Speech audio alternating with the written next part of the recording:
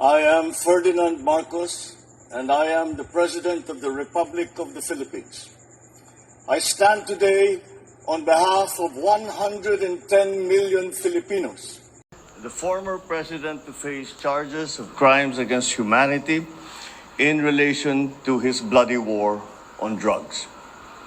The former president was earlier placed in government custody at Villamor Air Base after his common law wife, Hanilet Avancenia, and members of his entourage arrived at 9:20 this morning from Hong Kong on Cathay Pacific flight number CX-907. Mr. Duterte was arrested in compliance with our commitments to Interpol. Hours before his arrival, Interpol Manila received an official copy of the ICC warrant. This prompted the Prosecutor General of the Department of Justice to serve the warrant. Interpol asked for help, and we obliged because we have commitments to the Interpol, which we have to fulfill. If we don't do that, they will no longer help us with other cases involving Filipino fugitives abroad. This is what the international community expects of us as the leader of a democratic country that is part of the community of nations. So I'm sure that the details that surround this what has happened today are familiar to you. I just wanted to make very, very clear and give you the facts from the departure of former President Duterte from the Philippines. Thank you. Thank you very much, Mr. President. Kanina po ay nagpaabot ng tanong ang mga miyembro ng Malacanang Press Corps at atin po itong sasagutin. Question number 1. Mr. President, meron po bang pisikal na kopya ng warrant of arrest laban kay dating Pangulong Rodrigo Duterte mula sa ICC? Oh, meron. This came in. Actually, it came in. I received it from Secretary Remulla. I received it at 3 a.m. last night, and I looked at it, and we went back and forth. 6:30, he wrote me again, and he said, "We have it already. We have the warrant of arrest from Interpol." And I said, "Okay, we'll put all our plans into place, and sige, let's proceed as we had discussed." Now that's what happened. So yes, there is a very clear document that will explain that will explain the basis on how we conducted this arrest of former President Duterte. Sir, is it okay if we give them a copies of the arrest warrant? Photocopies of the arrest warrant? Would that be possible?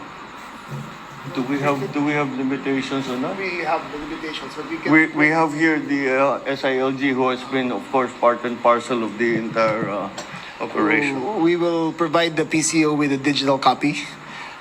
It has been attested by the Secretary of Justice and the Department of Justice as a lawful and legal warrant. We will publish it after this press conference, and you can use it as reference. These are. It's very simple. It's a request to the Philippine government from Interpol to enforce the arrest warrant, and of course we comply with our commitments to Interpol. We did not do this because it was derived from or it came from ICC. We did this because Interpol asked us to do it. And we have commitments to them, and we lived up to those commitments. Sir, thank you, sir. Second question, sir. Mr. President, sinasabi ng kampo ni PRRD na unlawful arrest daw itong ginawang pag-aresto sa kanya. Well, We followed every single necessary procedure. We had a very good basis on which to serve that warrant and to read him his rights. We followed all the legal procedures that are necessary. So I'm confident that if in further examination, you will find that it is proper and correct. Sir, third question from the MPC. Mr. President, may violation ba ito sa ating soberanya, itong pagkakaaresto kay dating Pangulong Duterte? No. Bakit naman? Dahil consistent naman tayo. Hindi tayo tumutulong sa investigasyon ng ICC. Meron tayong contact sa kanila, natural.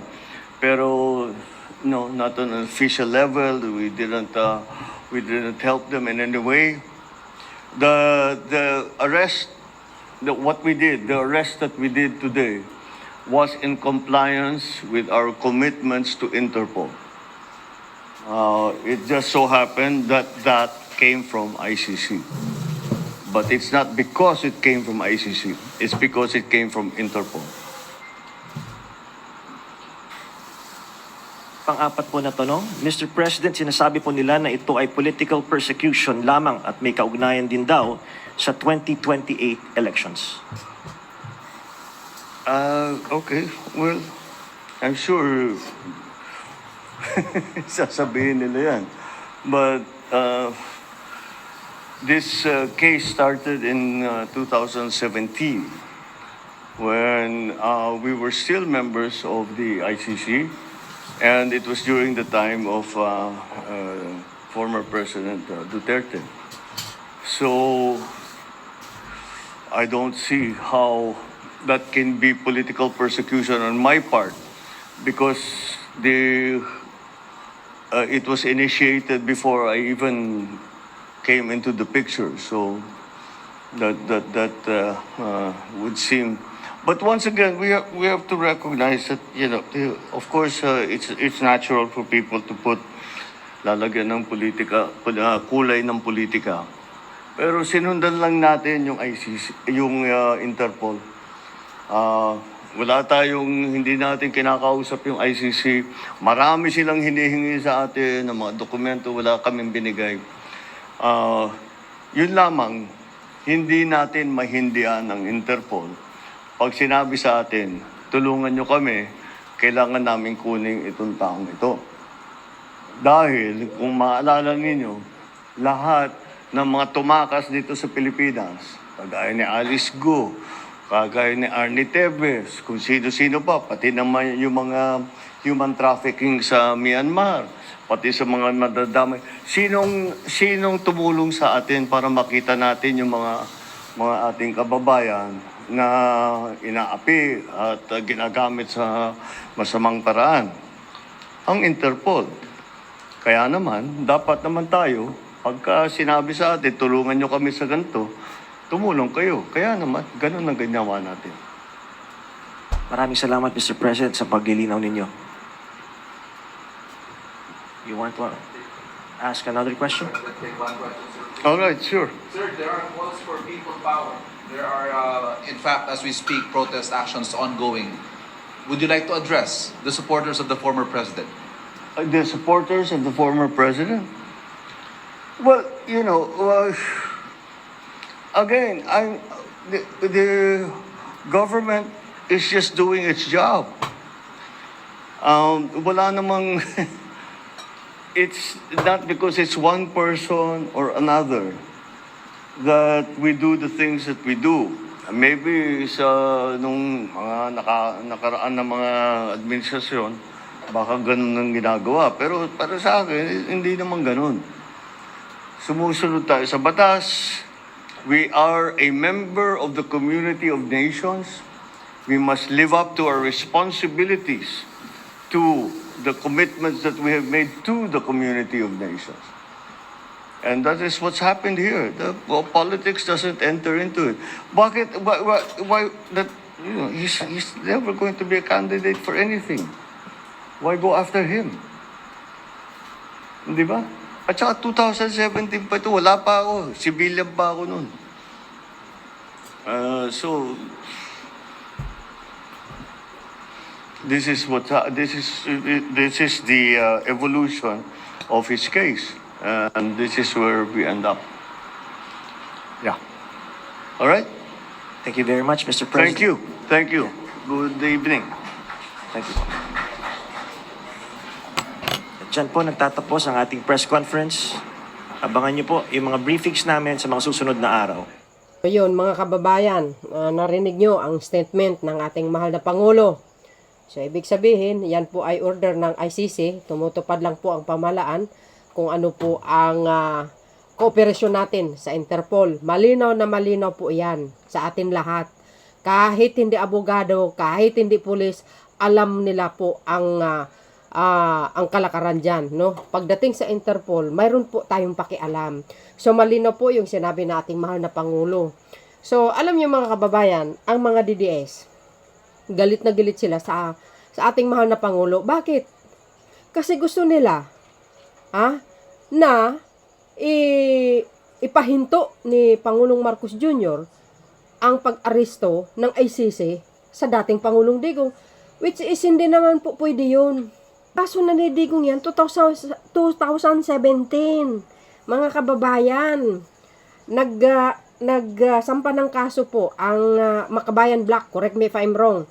Nagsampa ng kaso ang Makabayan Black sa ICC, hindi pa po tayo kumalas doon. Membro pa tayo ng ICC that time. Ngayon, nung nalaman ni dating Pangulong Digong na medyo tagilid siya at nagsampa ng kaso itong Makabayan Black, no, sa ICC, doon na po siya gumawa ng hakbang para kumalas sa ICC. Kasi alam niya tagilid na siya. Kaya malinaw po yung sinabi ng Pangulong Marcos Jr. na hindi po siya nakialam sa mga itong pagdating sa ICC, yung pag-imbestiga. Sabi niya naman yan, di ba? Ang daming hiniling pero wala silang binigay, no, na pahintulot galing sa pamahalaan natin, no, na sabi niya nga noon, bahala na po ang ICC, no, na mag-imbestiga. Pero yung makipag-cooperate ang bansang Pilipinas, hindi po. Pero pagdating sa ICC, sa Interpol, mayroon po tayong cooperation pagdating sa pag-arrest. So kung nakita nyo naman guys, no, kalmado lang po ang Pangulong Marcos Jr. kasi ang ICC ang kumilos. Mga kababayan, sana po naintindihan nyo yung mga sinabi ng Pangulo. Yung mga DDS, talagang galit na galit sila kay Pangulong Marcos Jr. But anyway, wala po kayong basihan, no, para magalit kayo sa Pangulong BBM. Wala po kayong basihan mga DDS. 100% po yan. Wala po kayong basihan, no? Kahit anong klaseng pagrarally nyo, hindi po yan kakatigan ng majority ng Pilipino. Walang basihan. Ngayon, sa mga naargabyado ni dating Pangulong Digong, nakamtan nila ang hustisya, mga kababayan. Kaya wala na po tayong magagawa. Kaya nga sa mga politisyan na sa kasalukuyan namumuno sa ating bansa, learn and listen po yan sa mga politisyan sa nangyayari sa dating Pangulong Digong, no? So yun guys, maraming salamat sa inyong watching. See you again sa mga next upload videos ko. Antabayan po natin ang karagdagang mga balita. Bye bye bye and babus. God bless Philippines.